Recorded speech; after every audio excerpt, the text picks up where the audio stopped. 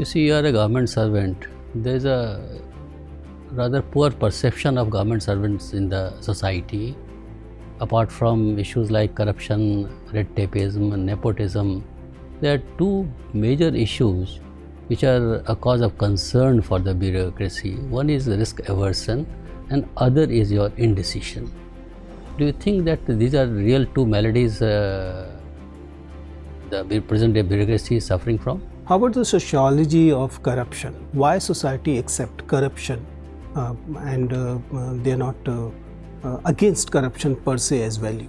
In spite of agricultural revolution as well as industrial revolution experienced by Haryana, Haryana is displaying the highest rate of unemployment, that is 4.7%. That's a quite paradoxical situation. If this kind of growth cannot generate employment, our entire belief in the growth strategy falters. How do you explain this paradox in Haryana? Protection discrimination not only protects but also discriminates. So what is your opinion on this statement?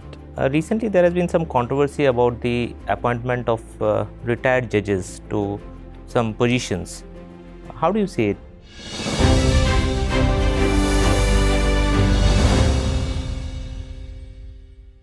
May I come in, sir? Yes, come in. Thank you, sir. Good morning, sir. Good Good morning, morning. sir. Please be seated. Thank you, sir. Please give a brief introduction about yourself. Good morning, sir. Sir, I am Abhinav Siwach. I am from Hisar district of Haryana. I was born and brought up in Hisar. I have done my graduation from Delhi Technological University with a BTech in Electronics and Communications Engineering. Sir, I have done my MBA from Indian Institute of Management, Calcutta. Post that I worked as an investment banker with Ambit Capital and management consultant with Alvarez and Marcel. Post that, sir, I also worked as a Naib Tehsildar in the revenue department with the government of Haryana. Currently, sir, I am in Danik service and I am posted as an SDM under trainee in South Delhi district. So, Abhinav, you have had a long experience of working in the private sector and the government sector. Sir. Tell me, when there is an all India service like Indian Administrative Service, what was the need for the government to go for this Danics? Sir, it was a state service for the union territories, Delhi, Lakshadweep, Andaman Nicobar and Daman and Diu. And it was felt that, sir, there are certain works or certain policies or schemes that can be implemented and executed at the ground level. And the post of an SDM or an ADM at the initial levels can be staffed by Danics officers. And sir, because these are union territories, certain union territories in the Danik service, they have legislatures. So the UPSC decided to recruit for them because, sir, it is neither a full state nor it is a UT without a legislature. So a medium path was thought, and to implement the schemes, policies, and to staff the designation and the post of SDM and ADM and other levels. So this service was conceptualized. Okay. You see, you are a government servant. There is a rather poor perception of government servants in the society. Apart from issues like corruption, red tapeism, nepotism, there are two major issues which are a cause of concern for the bureaucracy. One is risk aversion and other is your indecision. Do you think that these are real two maladies the present day bureaucracy is suffering from?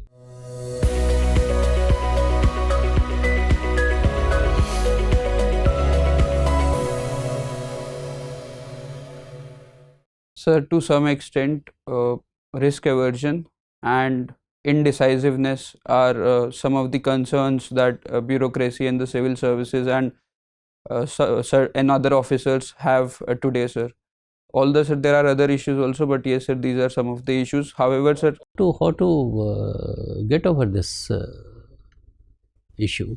Sir, there is a multi-pronged approach which should be adopted to ensure that these maladies are rectified.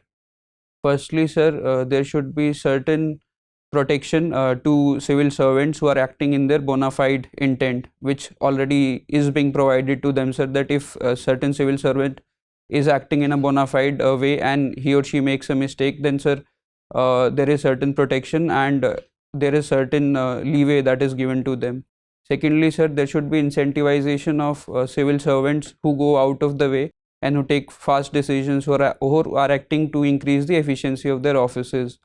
And thirdly, sir, there should be prosecution and there should be enhanced enforcement of laws such as Prevention of Corruption Act, so that if there is an errant official or if it is proved that someone acted in malafide, then they are treated as per rule of law.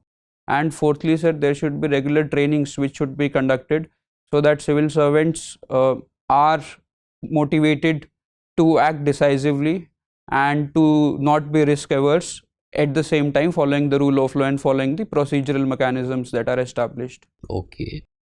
As we are witnessing, there is a strong startup ecosystem emerging in the country. Yes, sir. Now you have had a lot of exposure in this area. So how to further encourage the startups, and in which fields they should be seen more?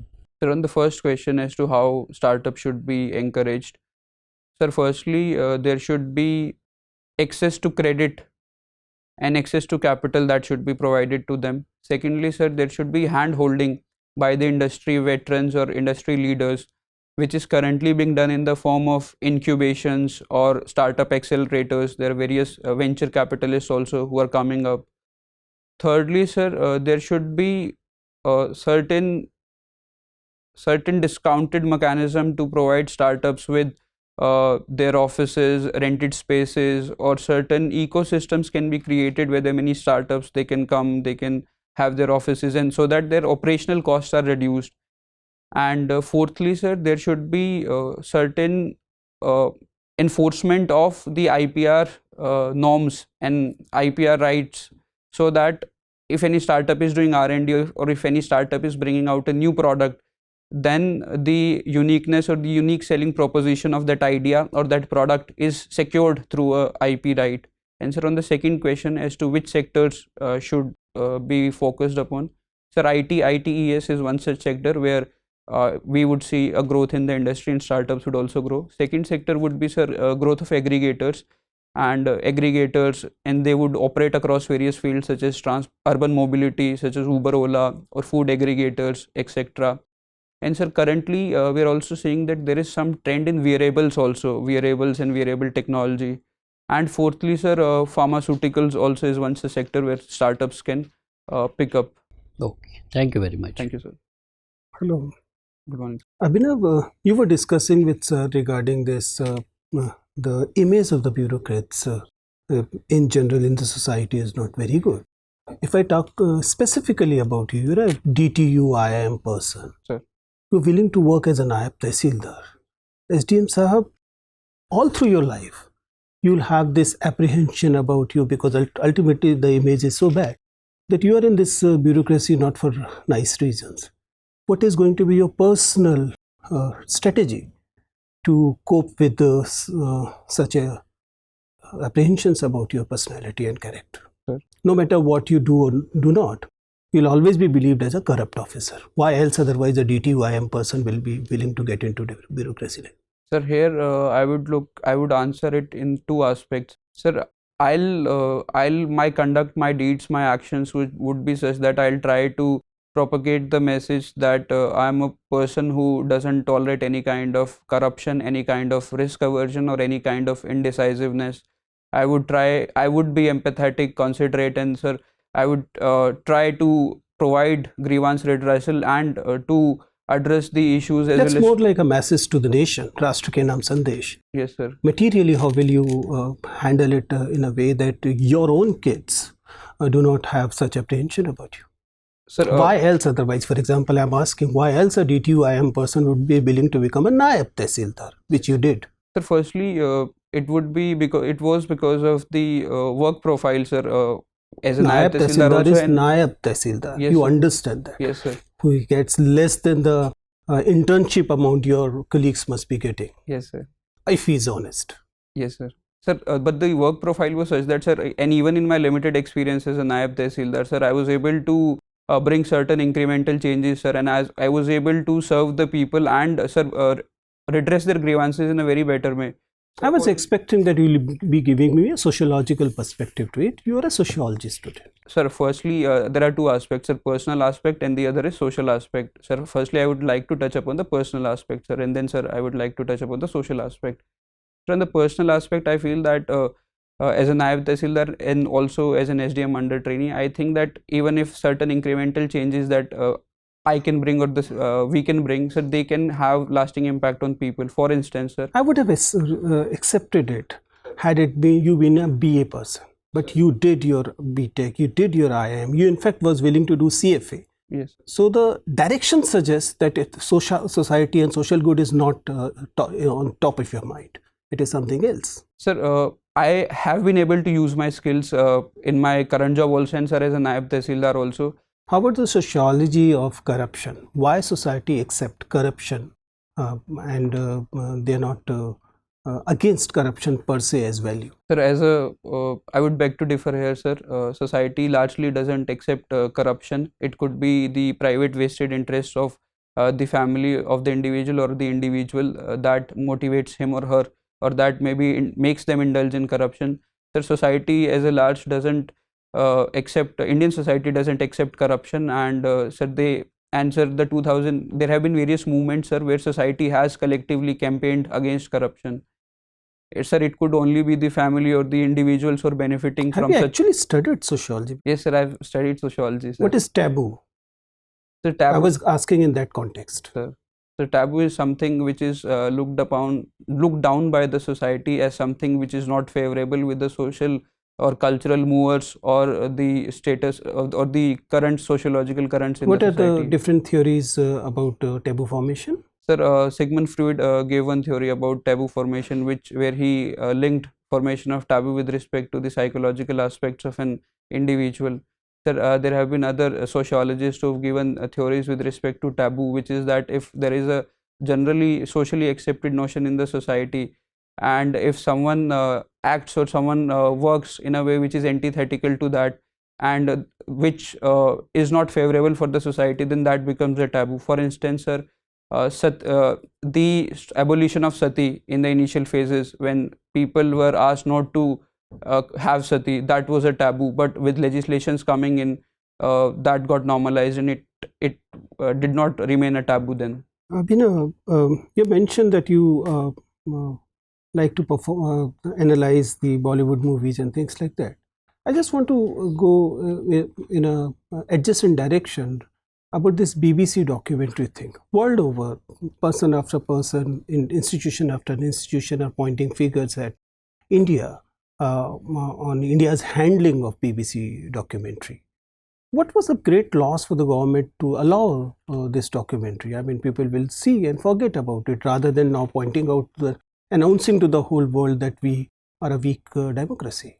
Sir, the government could have allowed the BBC documentary to be watched by individuals because it is a part of freedom of speech and expression on the part of the producers and directors. But sir, the Indian Constitution also provides for certain restrictions under Article 19(2), which is that. And the way BBC is handled, I mean, these ways are through certain things, not through IT, isn't it? Sir, it is under the reasonable restrictions. Firstly, sir, the banning of the documentary. And sir, this is also as per law, sir. It is believed that there were issues with respect to transfer pricing and tax evasion on part of BBC, where they were offshoring the revenues or the surplus generated here to some other territories, and they were saving on the tax. So the investigation or the activities that have been done by the income tax department, they are also as per the rule of law. And sir, as a sovereign right, it is reasonable for any agency to conduct, and these are some normal investigations. So effectively it has become an international relation issue. So failure is not on the ground of whether or not it was legal. It is on the ground that we could not handle the international public opinion in our favor. Is that the case? Sir, it does not seem to be that case, sir. So these are normal investigations, and we should not connect this with the documentary that was banned earlier or so. And sir, there are other companies also which are under investigation. So this is a routine process, sir, and it should not be looked in that context. So, thank you, sir. Abhinav, I think you have done PGDM from IIM Calcutta. Yes, sir. Which is the branch? Sir, we get a general management degree, sir. We do not get any specialization. No specialization. So, Yes, sir. but still, which area you loved more? Sir, Marketing or finance or HR? Sir, finance and strategy. Okay, and you've done CFA also. Yes, sir. What CFA stands for? The chartered financial analyst. And their expertise is what? Sir, that is in finance. So, how do you distinguish between top line strategy and bottom line strategy of any organization? So top line strategy refers to the strategy adopted by an organization to improve the revenue or the net sales of the organization. This could be done either by looking at two levers, which is price and the other is quantity of items or the goods sold. So either a company can have premium products such as Starbucks, Zara, etc. And though the quantity of products sold can be less, or the company can have cheaper goods and more quantity of products So, sold. how do you apply this strategy in governance? Sir, in governance, with respect to various PSUs, sir, because they are in the business of, they are in this activity, economic activity where they have certain products to be sold. So, sir, there we can look at it that certain PSUs such as IOCL, ONGC, sir, their prices are controlled. Forget about PSUs and their commercial product. You have to apply this strategy to deliver social security programs to the government, like NSAP. Sir, there, sir, what the government can do is that, sir, with respect to their budgeting, they can ensure that the schemes that, firstly, the budget that they've laid for various schemes, sir, for instance, sir, MG Narega scheme, sir, they have allocated 60,000 for this. Now, sir, this can be divided into two heads. One is the number of beneficiaries and the other is the amount payable to them. Sir, because the amount payable would be the standard wage, though this would differ with respect to states, the government can have more number of beneficiaries enrolled under the scheme so that the inclusion, social inclusion increases and the beneficiaries increase. Government has been giving a slogan, minimum government, maximum governance. Do you think this slogan is inspired by top line strategy or bottom line strategy or both? So this is a mix of top line as well as bottom line. So this which part of is inspired by top line? So top line would be to have maximum governance to reach as many people, as many beneficiaries, or as many people who can take services. And the bottom line strategy is the strategy which ensures that net profits or profit after taxes are or the operating profits are maximized.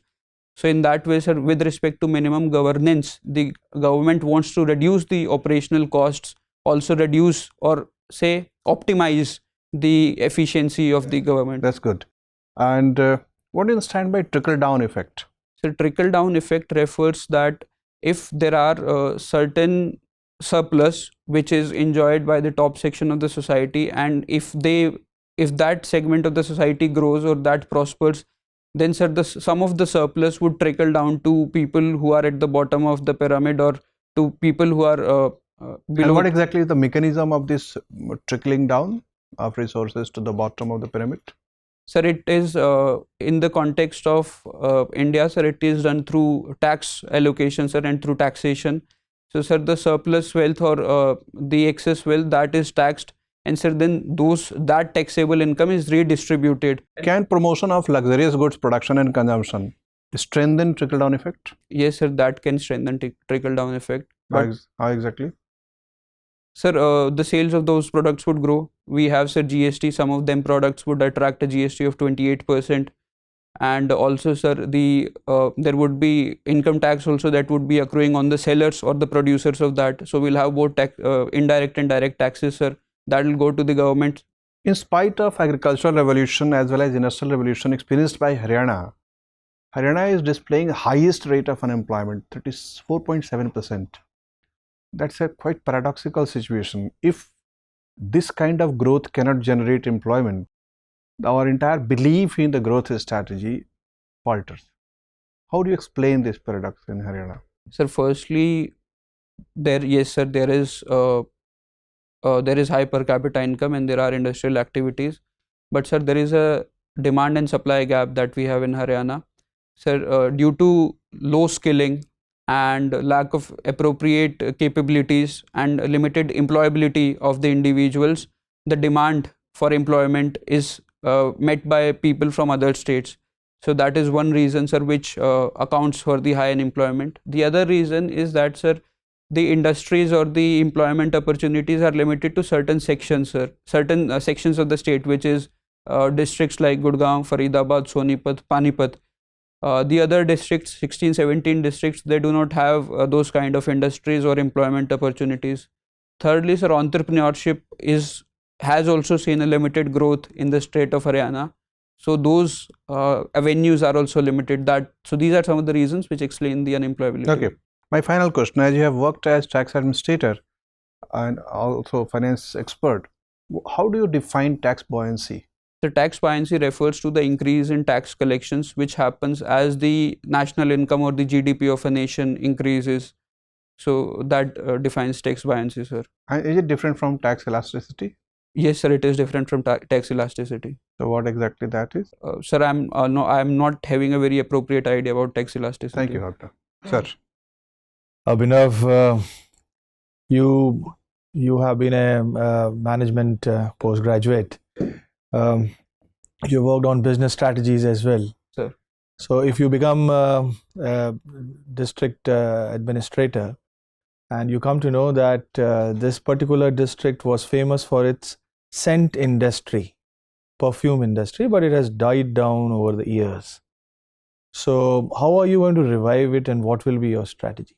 So firstly, I would do a study, empirical study, or collect data from secondary sources or from the industries themselves, from the primary sources, to find out what were the reasons for the decline of that industry in that area. So the reasons could be that the industrial policy was not favorable, they were not getting necessary incentives or tax redemptions or other reasons, or there was a law and order problem, or the market declined, the logistics cost increased. So looking at the reasons, sir, I would try to develop a strategy. So a general strategy, sir, would be to firstly ensure that favorable environment is created for the scent industry, which is that, sir, there is an hub for industries which is created in the district, and sir, there is retrofitting, upgradation of the roads and the logistics infrastructure, so that if their logistics cost comes down. Thirdly, sir, I would look if raw materials were procured locally, or how did they procure the raw materials. Sir, in either of the cases, I would take necessary steps to ensure that the raw materials are also procured with ease. If they were procured locally and there were some restrictions on the growth of those raw materials or other things, sir, then that would also be taken care of.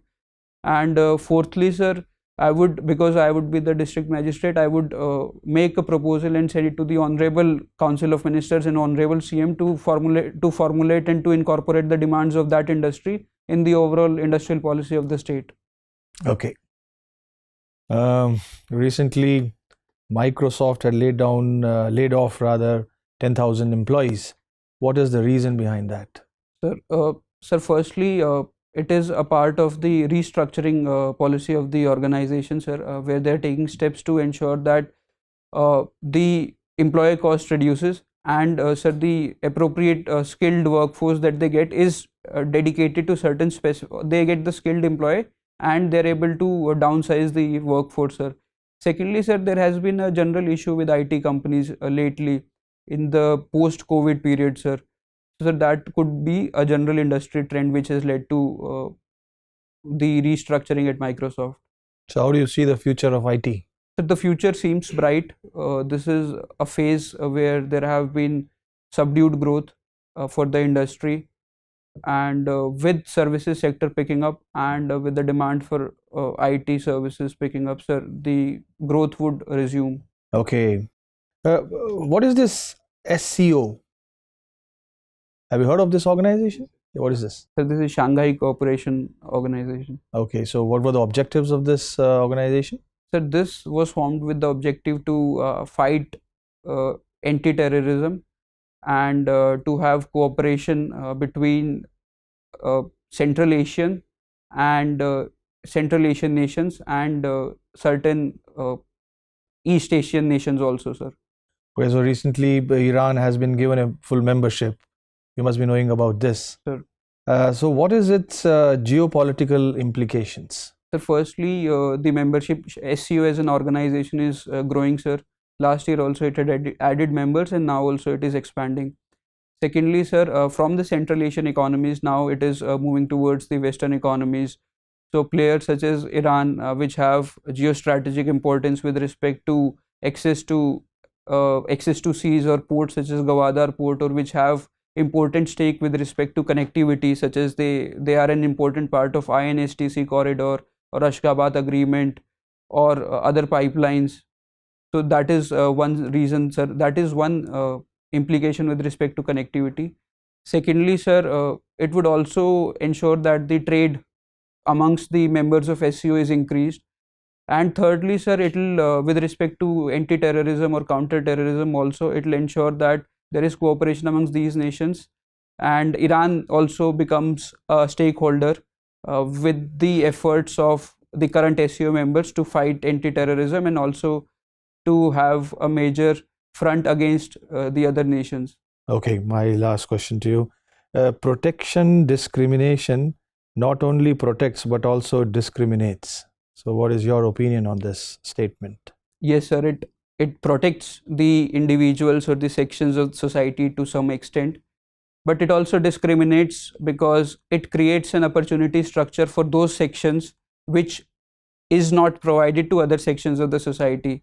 But sir, this discrimination can be of two types. It can be positive or affirmative discrimination, and it can be negative discrimination.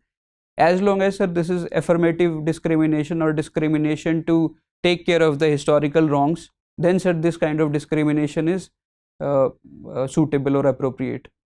Thank you. Thank you, sir.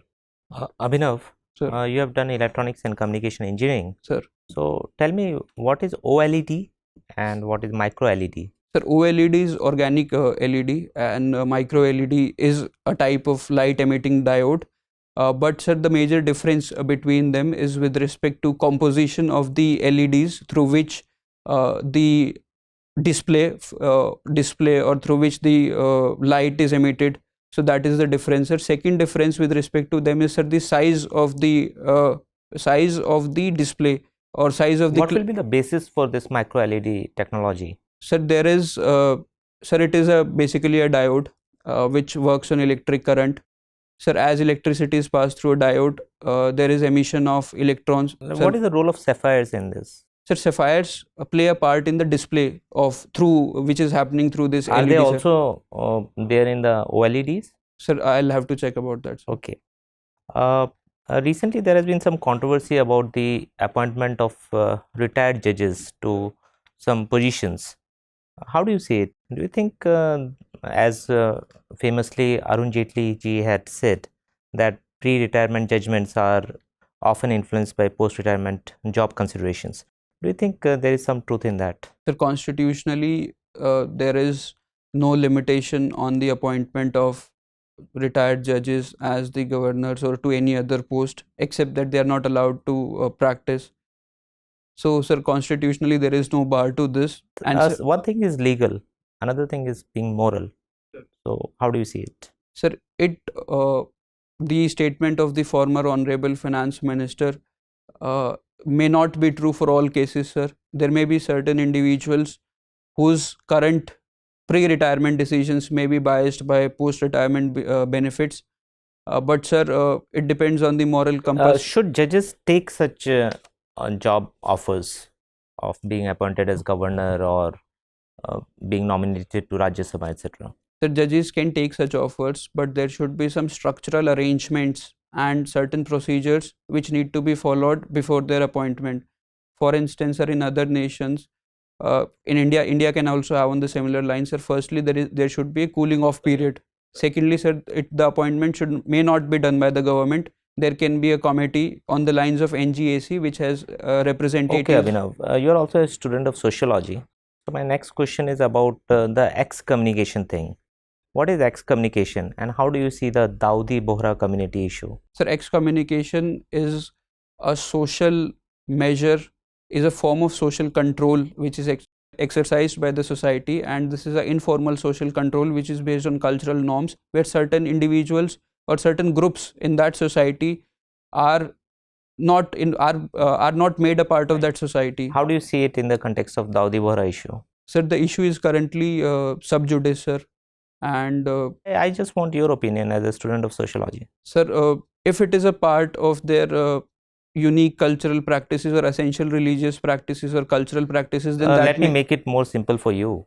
If it's a choice between religious freedom and the other thing is constitutional morality, religious freedom versus constitutional morality. So on which side would you like to lean and why? Sir, largely on the side of constitutional morality, sir. Sir, there should be religious freedom, but also, sir, as per Article 25 and 26, the religious denomination should also be able to work as per their tenets. Okay, Abhinav, my final question to you. Recently, this Conference of Parties of Convention on Biological Diversity was held in Montreal, but it was hosted by, or like the presidency was with China. Why and what major outcome was there? Sorry, sir, I am not able to Yeah, recall not, that. thank you. So, Abhinav, in the recent past, share prices of many tech companies in the US, like Google and Microsoft, declined, came down. Do you think what could be its impact on India? Sir, it has impacted the share prices and performance of IT companies in India also. Secondly, sir, some of these organizations have their offices in India also, sir. And with the overall profitability of these organizations coming down, it has created some cost pressures on the subsidiaries operating in India also. Thirdly, sir, if this trend continues, there may be repercussions for the employees, and there may be firing of employees also that the organizations may do to cut down the cost. Fourthly, sir, it also impacts the certain products and services which are cost intensive, for example research and development. So certain new projects which these companies, or certain research intensive products which these companies might be planning to bring, those, the pace of implementation would slow down. They may not be entirely shelved off, but their pace may slow down. Okay, one last question before we let you go. Do you think in the modern era, people still follow Sanskritization? Sir, in the modern era, with the constitutional safeguards that we have and with the social mobility that is witnessed by the individuals, Sanskritization is followed to a very limited extent. And sir, because we have Article 15, Article 16 and other structural safeguards which provide access to education, health and other modes of social capital development, as well as employment opportunities, Sanskritization has become a limited tool to claim the upper caste status or a status in the upper hierarchy. Now, sir, other tools such as education, health, skilling, job, employment, they have become tools for individuals to improve their class status. Also, sir, secondly, the link between caste, class and power, which used to exist earlier, has weakened down, and now we do not have a cumulative hierarchy between caste, class and power. Now individuals who are not placed higher in caste, they are also having opportunities to move up higher in class and power. So because of these, sir, Sanskritization has become a limited tool. Okay, thank you very much, Abhinav. Your interview is over. Thank You you, may sir. go now. Thank you, sir. Thank you.